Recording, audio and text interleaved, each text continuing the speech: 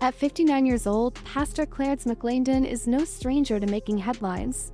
But what has recently come to light has left the entire church world stunned. After years of quiet whispers, speculation, and lingering unanswered questions, his wife has finally broken her silence, confirming the very rumors many believed would never be addressed. What she disclosed doesn't just impact their marriage. It shakes the very foundation of trust within his ministry, his congregation, and the image of megachurch leadership altogether. And the most shocking part? This revelation could permanently alter how people view Pastor McClendon. For decades now, Pastor Clarence McClendon has stood as a man of influence, charisma, and power within the church. Through his sermons, his music, and his unmatched ability to hold the attention of an audience, McClendon became a household name among Christian circles. Yet, as often happens with influence, scrutiny followed. And in McClendon's case, that scrutiny has only grown stronger over the years. Behind closed doors, questions have swirled. Rumors about his private life, whispers about troubles in his marriage, and speculation over the weight of leading a megachurch while trying to maintain a family. For the longest times, these remain nothing more than rumors living in the shadows, never truly confirmed, never outright denied. That is, until now. Because after years of silence, Pastor McClendon's wife has finally spoken out. And what she revealed has sent shockwaves through the Christian community.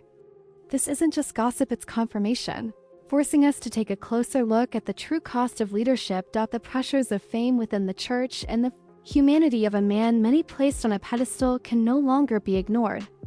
In today's video, we're breaking down exactly what was revealed, what it means for Pastor McClendon's ministry, and why this moment has sparked a much larger conversation about truth, transparency, and accountability in the church. We'll uncover details that many tried to keep hidden, examine how both church leaders and members are responding, and explore what this shocking revelation might mean for McClendon's legacy moving forward. Believe me, what you're about to hear isn't simply surprising. It's the kind of revelation that forces us all to question, how much do we really know about the leaders we follow? Stay with me, because this is where things become very interesting. To understand why this moment is so significant, we first need to take a step back and revisit the life and ministry of Pastor Clarence McClendon. Born with an undeniable gift for communication, McClendon quickly rose to prominence as a gifted preacher, gospel musician, and spiritual leader. By his late 20s, he was already seen as one of the brightest voices of his generation, drawing in thousands to hear his sermons and filling massive auditoriums with his powerful messages of faith, prosperity, and spiritual breakthrough. But as McClendon's ministry grew, so too did the spotlight. And with the spotlight inevitably came scrutiny. From television appearances to international conferences, McClendon became a recognizable figure, not only within church walls but also across mainstream media. His ministry became more than just Sunday morning services. It evolved into a brand, a global platform. That level of influence naturally invited curiosity about the man behind the pulpit. And that's exactly where the rumors began. For years, hushed conversations circled about the pressure inside his household, the struggles his wife endured, and the toll that ministry life had placed on their marriage. People began to wonder whether the polished image presented on stage truly reflected what was happening at home. Some whispered about conflicts, others speculated about hidden matters, and a few even suggested that certain truths were intentionally being concealed in order to protect the ministry's reputation. In the world of megachurches, of course, rumors are hardly unusual. Well-known pastors are often targets of gossip and speculation. But when it came to McClendon, the rumors never seemed to fade away. They lingered, resurfacing every few years, especially whenever new challenges arose within his ministry. Yet through it all, both McClendon and his wife chose silence. They neither confirmed nor denied the whispers, and that silence only added fuel to the fire. Because in the absence of clarity, people will always fill the gaps with assumptions of their own. Was the marriage truly in trouble? Were the stories being exaggerated, or was the reality far more complex than anyone on the outside could grasp? What makes this particular moment so striking is that, after decades of whispers, the silence has finally been broken. His wife's recent admission didn't just recognize the existence of rumors, it validated them in a way that has left many stunned. But before we get into exactly what she said, it's important to understand the weight this carries. For a pastor of McClendon's caliber, where reputation in public image are so deeply intertwined with the success of his ministry. Any personal revelation comes with massive consequences. This isn't only about his marriage. It reaches into the credibility of his message, the stability of his church, and the faith of those who follow him. And here's where things get even more shocking. What his wife admitted isn't merely a matter of personal struggle. It points toward larger questions of transparency, accountability, and the hidden battles that leaders quietly face behind closed doors. Stay with me, because in the next section, we'll break down exactly what she revealed, how it came out, and why it has so many people questioning what they thought they knew about Pastor Clarence McClendon. For years, Pastor McClendon's wife had been a figure of quiet strength, standing faithfully beside him during sermons, at events, and during milestone moments in ministry. To the outside world, she was the picture of grace and composure, the supportive First Lady who perfectly embodied loyalty and faith. Yet those who looked closer often noticed the pressure etched across her face. It was the kind of silent burden that only those closest to the spotlight truly understand. Behind closed doors, she carried the weight of rumors that refused to disappear. Congregants whispered about them. Online forums hinted at hidden truths. Former church members suggested that life wasn't as perfect as it seemed. And through it all, she remained silent until now. In a moment that shocked the church community, she finally confronted the whispers directly. Her words weren't delivered in anger or bitterness. They were calm, measured, and heavy with emotion. She spoke with a clarity that left no space for denial. And with deliberate honesty, she admitted that many of the rumors circulating for years were indeed true.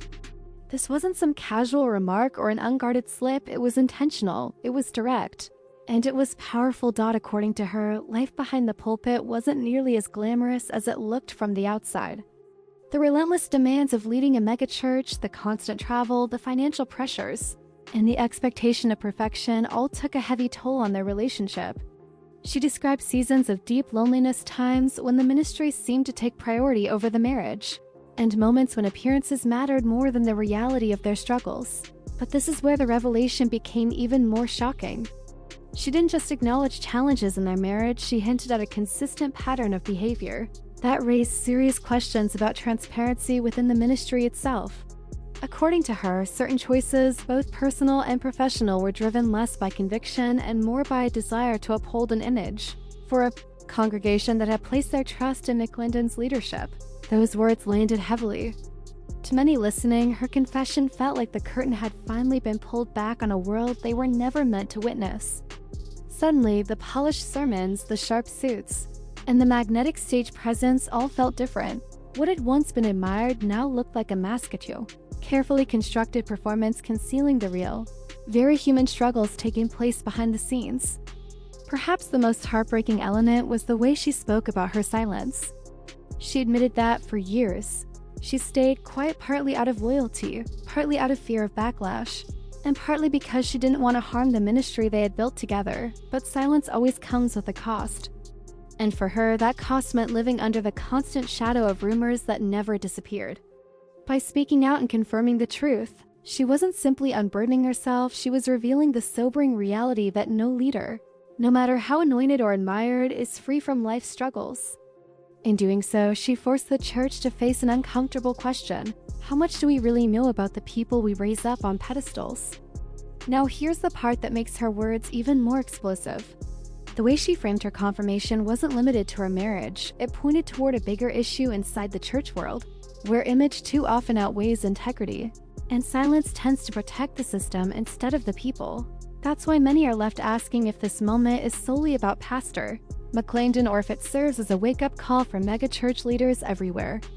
And believe me, this was only the beginning, because what followed her revelation set off an even greater storm.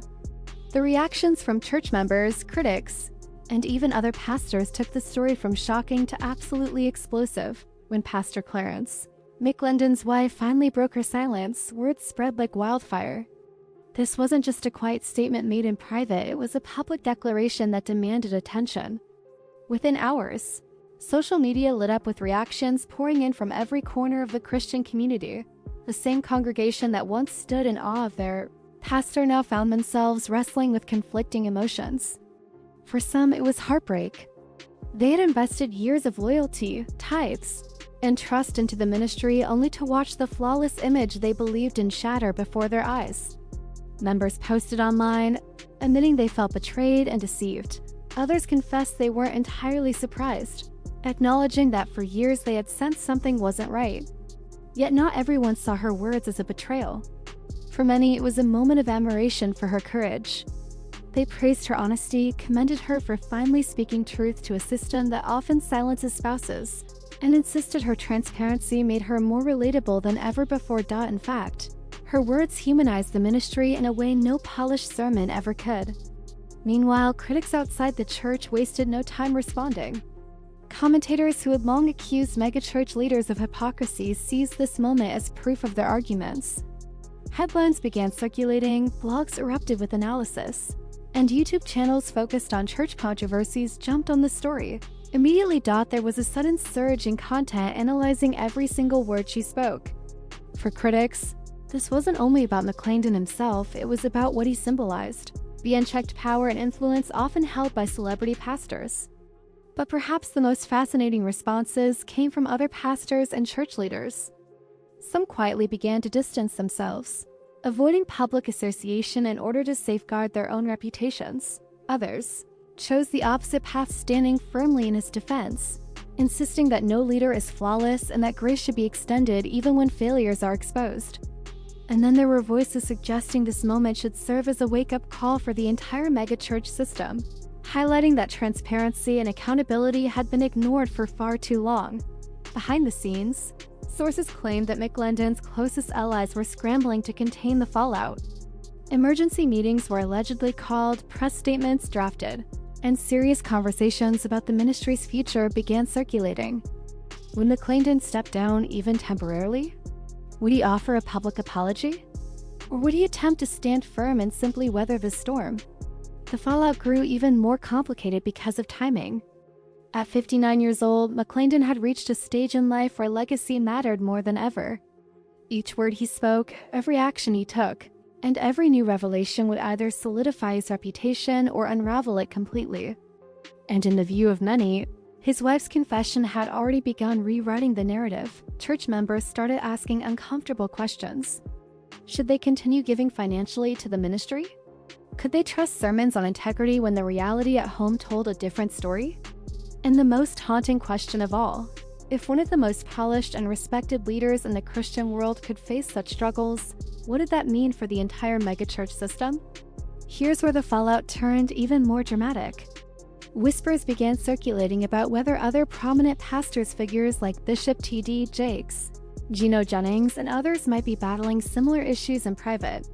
Some speculated that McClendon's wife's honesty could encourage other spouses or insiders to step forward, sparking an entire wave of revelations across the church world. Could this be the beginning of a larger reckoning within American Christianity? Stay with me, because in the next section, we're going to dig deeper into how this revelation ties into broader issues within the megachurch culture and why many believe this is only the first chapter of a much bigger story. Words of Pastor Clarence McClendon's wife were never just about their marriage. They were a mirror held up to the megachurch system itself. To grasp why her confession carried such enormous weight, we have to look at how megachurch culture functions and why it so often places leaders and their families in nearly impossible situations. For decades, the rise of the megachurch has been fueled by personality-driven leadership. People don't just attend for the sermons, they come for the leader. The pastor becomes the face of the ministry, the brand, and even the movement. But with that role comes immense influence and equally immense pressure. Every word is examined, every action is magnified, and every personal challenge risks becoming tomorrow's headline. In McClendon's case, his charisma and talents elevated him to stardom. But church stardom is a double-edged sword. On one side, it brings thousands of attendees, millions in revenue, and worldwide recognition.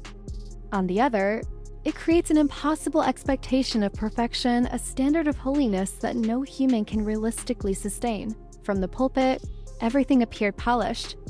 Behind the curtain, however, the reality was far more complex.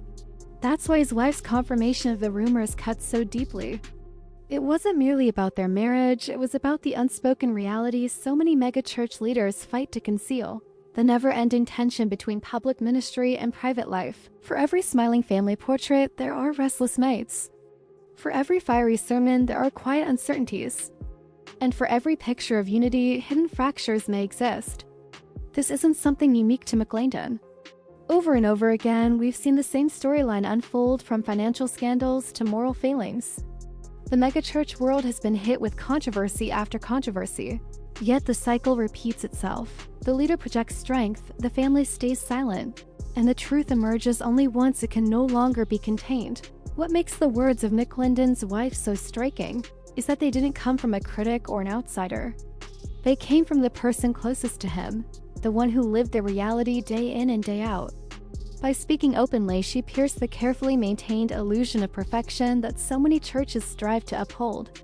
But here's the pressing question. What does this mean for the future of megachurches? Some argue it could usher in a much-needed shift toward transparency and accountability. If congregations start demanding honesty, leaders may no longer be able to hide behind polished images. Members might begin asking tougher questions, not only about their pastor's preaching, but also about their personal lives, their finances, and the very systems they run. Others, however, fear that moments like this could lead to disillusionment. When faith is placed in leaders instead of in God, revelations like these can cause people to walk away from church altogether. Younger generations are already more skeptical of organized religion, and scandals like this only deepen that distrust. And then comes the ripple effect. The more these stories surface, the more other leaders may feel compelled to face their own hidden battles. We've already seen prominent pastors such as John Gray, and even figures connected to Bishop T.D. Jakes, come under heavy scrutiny for their private lives. Could the boldness of McClendon's wife be the spark of a chain reaction, one that pushes the entire megachurch leadership model under the spotlight? One thing is undeniable. Her revelation has ignited a conversation that cannot simply be brushed aside. It forces us to wrestle with hard questions about what we expect from pastors, how much we elevate them, and whether the church has prioritized image over authenticity. And this is where the story becomes even more compelling. Some insiders suggest that McClendon's wife may not be the only one ready to break her silence.